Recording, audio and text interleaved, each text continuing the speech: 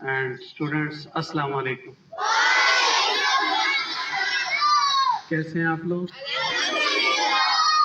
आज का ये तकरीब, आज का ये फंक्शन कैसा लगा? मुफक्कर इस्लाम, शायर मशरक़ हज़रत अल्लामा मोहम्मद इकबाल के नाम इस दिन के हवाले से कि आज उनका यौम वलादत है, आज ये तकरीब मुनक्कद की गई है।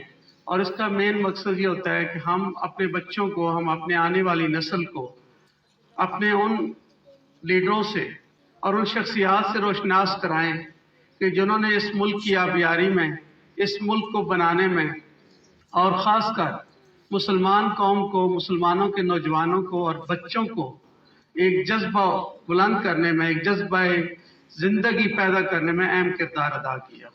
इकबाल की शख्सियत किसी तारुफ की मोहताज नहीं है। अल्लामा इकबाल वो शख्सियत थे बेटा, उन्होंने इस अपनी शायरी को इस्लाह माशरा और मुसलमान कौम की बेदारी के लिए इस्तेमाल करना शुरू कर दिया।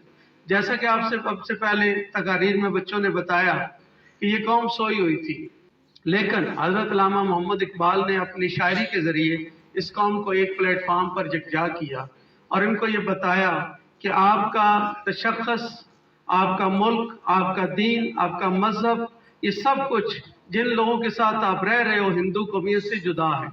तो ये जज्बा उभारने में जो सबसे ज़्यादा किरदार अदा किया था वो हज़रत अल्लामा मोहम्मद इकबाल ने किया था।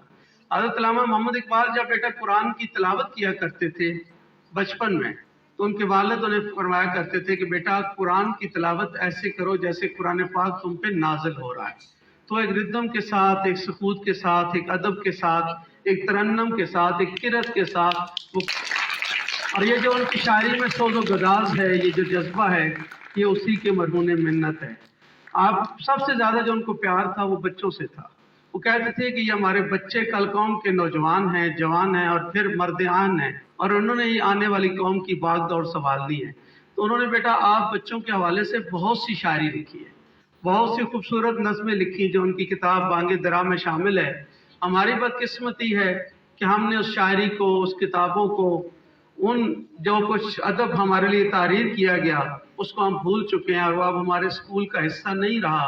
और हम अब जो ज़्यादातर पढ़ा रहे हैं उसका हमारा जो अदब है, जो हमारी रवायात हैं, हमारी जो इक़्तिदार हैं, उससे दूर से भी वास्ता नहीं है।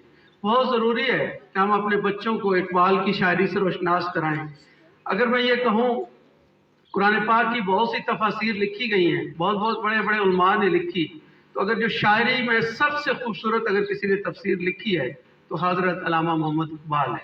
आप इकबाल की शायरी पढ़ते जाएं, आपको यही लगेगा कि कुरान की वो ज़बान बोल रहे हैं। उन्होंने शायरी की ज़बान में कुरान को इतने खूबसूरत तरीके से पेश किया है कि जो उस बात को समझते हैं, शायरी की ज़बान को समझते हैं, वो उनके अंदर सराहत करती चली जाती है। और ये शायरी ही थी, ये कुरान का वो तसव्वुर ही था, वो फिक्र ही थी, वो कुरान की सोच ही थी, वो तसव्वुरात ही थी, जब उस वक़्त के नौजवान को एक प्लेटफार्म पे इकट्ठा किया और वो इकट्ठा होने के नतीजे में मुमलकत खुदादाद पाकिस्तान वजूद में आई, जहाँ पे आज हम सुकून का सांस ले रहे हैं। बेटा आज का ये फंक्शन अल्लामा इकबाल को ख़राज अक़ीदत पेश करने के साथ साथ इस जज्बे का भी है मरहून मन्नत, इस इरादे का भी है कि हम एक अपनी कौम को, अपने बच्चों को इकबाल से रोशनास कराएं, उनकी तालीमात से रोशनास कराएं।